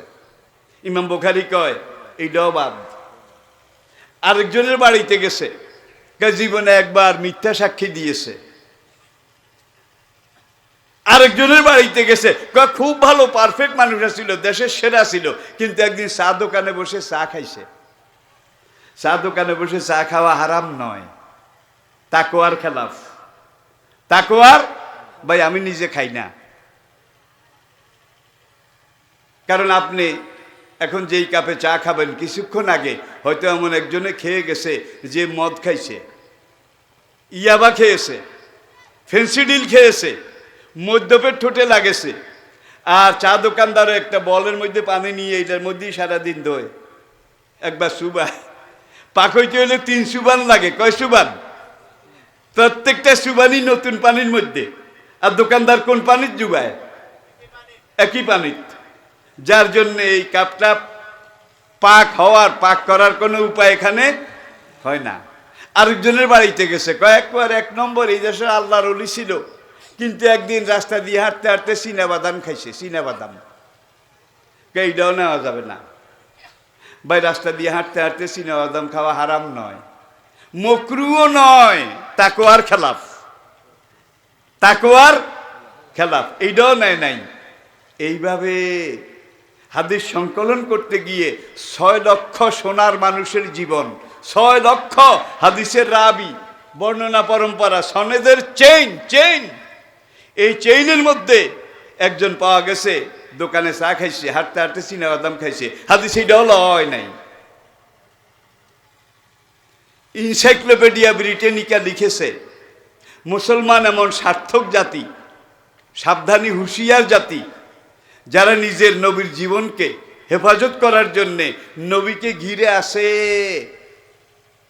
1,40,000 সাহাবি, নাকি 1,40,000 সাহাবিকে ঘিরে আসে কয়েক লক্ষ তাবি, কয়েক লক্ষ তাবিকে ঘিরে আসে কয়েক লক্ষ লক্ষ তাবি, তাদেরকে ঘিরে আসে আরো বহু লক্ষ তাবি হাদিসের রাবি। এনাদের এমন ব্যক্তি জীবনে একটা কাজ করেছে, হাঁটতে হাঁটতে চীনাবাদাম খাইছে, হাদিস এটাও বাদ, সনদ এটাও বাদ, এটা লেখা যাবে না। 6 লক্ষ সোনার মানুষের জীবনকে সোনার অক্ষরে রেজাল্ট শাস্ত্রে লিখে রাখা হয়েছে। একমাত্র মুসলমান জাতি পেরেছে, অন্য কেউ পারে নাই। বুদ্ধদেব যখন নিরঞ্জনা নদীর তীরে মারা যায়, সাহাবা একজন নন্দ, ত্রিপিটক আছে আনন্দ, এক নবীর এক উম্মত। বুদ্ধদেবের কয়জন? একজন। ত্রিপিটক দ্বিগুণিকা সূত্রভাগ, সেখানে দেখুন আনন্দ জিজ্ঞেস করলো, ওগো অহিংস নীতির রাজা, ধর্ম উপদেষ্টা, আপনি তো মরে যাচ্ছেন, চলে যাচ্ছেন, আপনি চলে গেলে আমরা কার কাছে ধর্ম শিখব? একজন। এইদিকে আরো আছে, বললাম না। ঈসা আলাইহিস সালাম যখন দুনিয়া থেকে চলে যান, সারমন পর্বতের উপরে দাঁড়িয়ে ঈসা আলাইহিস সালাম জীবনের শেষ ওয়াজ করেছিলেন। বলবো শেষ ওয়াজ, শেষ ভাষণ। ওয়াইজ কালা ঈসা ইবনে মারইয়ামা লিল হাওয়ারিয়িনা মান আনসারি ইলাল্লাহ, কালাল হাওয়ারিয়ুনা নাহানু আনসারুল্লাহ ফামানাত তায়ফাতুম মিন বনু ইসরাঈলা ওয়া কাফারাত তায়ফা ফায়াদনাল্লাযিনা আমানু আলা আদুবিহিম ফাসবাহু জাহিরিন। মানুষকে দিনের দিকে ডেকেছে, তোমরা দিনের দিকে আসো, শিরক করো না, মূর্তি পূজা করো না, নেশা এগুলা খেও না। নবীদের ওয়াজ আমাদের ওয়াজ একই রকম, কিন্তু সেই সময় ক্ষমতায় যারা ছিল তারা ছিল ইহুদি, আগের নবী মুসার উম্মত, আর ঈসা আলাইহিস সালাম তার পরের নবী, আমাদের নবীর আগের নবী, ঠিক না ঠিক? এখন একদল লোক, তাদের নাকের পাওয়ার এত বেশি, ইতিহাসে পড়েছি উটের নাকের মধ্যে রাডার আছে। রাডার মানে তুফান গড়ি। উট যেই দিকে যাবে সে কল্লা উঁচু করে বাতাস সঙ্গে 100 মাইল দূরেও যদি মরুঝড় লু হাওয়া থাকে, সে এই নাকে ওই মরুঝড়ের গন্ধ পায়। মালিক যতই পিডায় সে এই দিকে যাবে না, আরেক দিকে যাবে। আফালা ইয়ানজুরুনা ইলা লেবেলে, আল্লাহ কি এমনি কইছে? আরো অনেক কথা থাক, এগুলা একদিনে 1 ঘন্টায় সব কথা বলা যায় না, সম্ভব নয়। প্রিয় ভাইয়েরা, আপনি গুগলে এই ইসলামের বিরাট সাইক্লোপিডিয়া কিন্তু গুগল, সেগুলা পড়েন, যুবক ভাইয়েরা সার্চ করেন, এগুলা পড়েন, দেখেন, জানেন ঈসা আলাইহিস সালাম কখন আসবে। ইমাম মাহদী আপনার ঘরের সামনে, টের পান না? আল্লাহর নবী ঈসা আপনার বাড়ির দরজায়। নবীজি 70টা লক্ষণ বলেছেন ইমাম মাহদী ঈসা আলাইহিস সালাম আসার আগের, যার মধ্যে 65টা হয়ে গেছে,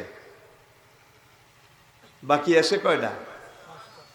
এই সময় যদি আপনি ইসলামকে ধরে রাখেন, ইসলামের পথে থাকেন, ইসলামের জন্য আপনি এগিয়ে যান, ইসলামের কথা বলেন, ইসলাম কায়েম করার জন্যে সাহাবাদের মতো ময়দানে নেমে যান, ফালাহু আজরু মিয়াতে শাহিদ, আপনার আমলনামার মধ্যে আল্লাহ 100 শহীদের সওয়াব দেবেন।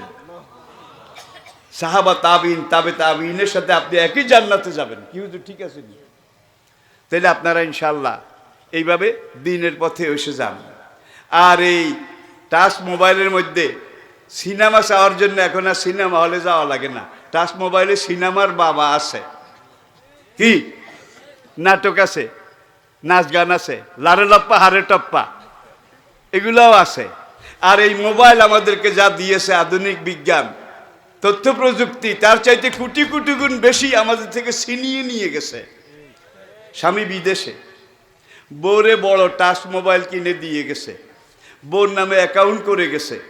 বিদেশে টাকা কামাই করা কিন্তু বহুত কঠিন বাবা। আমাদের দেশের শ্রম আর বিদেশের শ্রম অনেক বেশ কম। আর বাংলাদেশের অর্থনীতি বর্তমানে টিকে আছে একটা জিনিসের উপরে, বিদেশিদের পাঠানো টাকা, রেমিটেন্স। এটা না হইলে কিন্তু আরো অনেক আগে সব শিরা উপশিরা বন্ধ হয়ে যেত। আর এই বিদেশি প্রবাসীদের পাঠানো রেমিটেন্স, এটা হলো বর্তমান জাতির জন্য কোরাম। রুগী যেন কলাপস না করে, এইভাবে বেচারারা বিদেশে টাকা কামাই করে। আর বোরের টাচ মোবাইল কিনে দিয়ে গেছে। এখন ওই বউ এই টাচ মোবাইলে অথবা কারো মিস কলে অথবা সত্য কলে একজনের লাগে একদিন কথা হয়েছে, হ্যাঁ, সে বলে ভাবি কেমন আছেন, আপু কেমন আছেন, এই আছেন সেই আছেন। অথচ আল্লাহর কোরআন বলে, হে নবীর বিবিরা, তোমাদের সাথে কোনো পুরুষ যদি কিছু চায়, জিজ্ঞাসা করে, ফালা তাখদানা বিল কাউল, তাইলে সে যদি ভাবি কয়, আপনি আবার দুলাভাই কইেন না। সে যদি এগিয়ে আসতে চায়, আপনি কথা মেপে মেপে বলবেন, আপনি আমাকে কেন ফোন করেছেন, আপনার কি প্রয়োজন, আমি এই মুহূর্তে আপনার সাথে কথা বলতে মাপা কিছু কথা ছেড়ে দেবেন, তাইলে আর আপনার নম্বরে কল দেবে না। আর আপনি যদি ভাই সাহেব খুব খুশি, হে পরের দিন আবার ফোন করবে, পরের দিন সন্ধ্যায় আবার করবে, এইভাবে কয়েকদিন করাকরির পরে তার সাথে হটলাইন হয়ে যাবে। হটলাইন হয়ে যাওয়ার পরে দেখা গেছে 2টা 3টা ওই যে বিদেশে স্বামী কলিজা ফাটায় তার বাচ্চা ঘরে রেখে আরেকজনের সাথে চলে গেছে। এরকম ঘটনা আপনাদের এলাকায় নাই ভাই? আমাদের এলাকায় আছে। কার বউ কার লগে গেছে, আবার আমার কাছে ফতুয়ার জন্য আসে। ভাই আমি পিসাব না, আলহামদুলিল্লাহ আমি ছাত্র জীবন থেকে একজন মুজাহিদ, এটাই আমার পরিচয়, এটাই শুরু, এটাই শেষ। এমন কোনো দিন যায় না আমার ঘরে 2, 4, 5 কেজি গরুর দুধ না আসে। এমন কোনো দিন যায় না আমার ঘরে মাছ আসে, মুরগি আসে, তরকারি আসে, ফল ফলাদি আসে। তখন চিন্তা করলাম পীর হইলেই ভালো হইতো কি, তাইলে পীরের চাইতে আলহামদুলিল্লাহ মুজাহিদের সম্মান বেশি, মুজাহিদের সম্মান বেশি। আমি পীর সাহেবদেরকে অবজ্ঞা করছি না, তারা আমাদের ভাই, তারা আমাদের রাহবার রাহনুমা, কিন্তু পীর হইলে কিন্তু হক কথা কওয়া কঠিন হয়ে যায়। সব মুরিদের খুশি রাখা লাগে, আর নইলে খবর আছে। আমার মুরিদও নাই, খবরও রাখা লাগে না, ডাইরেক্ট কথা বলি। আর এই করোনার সময় আমি ওই শিলের দোকানে চুল কাটাইতে যাই না। এই গত 10 মাসে 3বার 4বার আমার চুল কাটছে ছাত্রলীগ যুবলীগের ছেলেরা আমার ঘরে এসে। আমি মসজিদে গেলে ওরা আমার জুতাটা আগে নিয়ে রাখে, মসজিদ থেকে বের হলে ছাত্রলীগ যুবলীগের ছেলেরা আমার জুতাটা সবার আগে আগায় দেয়। আল্লাহ এমন একটা অবস্থান আমাকে দিয়েছে। আমার জুমার খুতবা আপনারা কেউ পান কিনা আমি জানি না, জুমার খুতবা ইউটিউবে বের করে দেখবেন। আমার এক একটা জুমার খুতবা এক একটা বিশাল মাহফিল। প্রত্যেকটা জুমার খুতবাতে 20 থেকে 25টা ক্যামেরা আসে গ্রামে, আমার বাড়ির দরজায়। এবং আমার এই কথাগুলো পুরো দুনিয়াতে আল্লাহ পাক এই নেটের মাধ্যমে পৌঁছিয়ে দিচ্ছেন।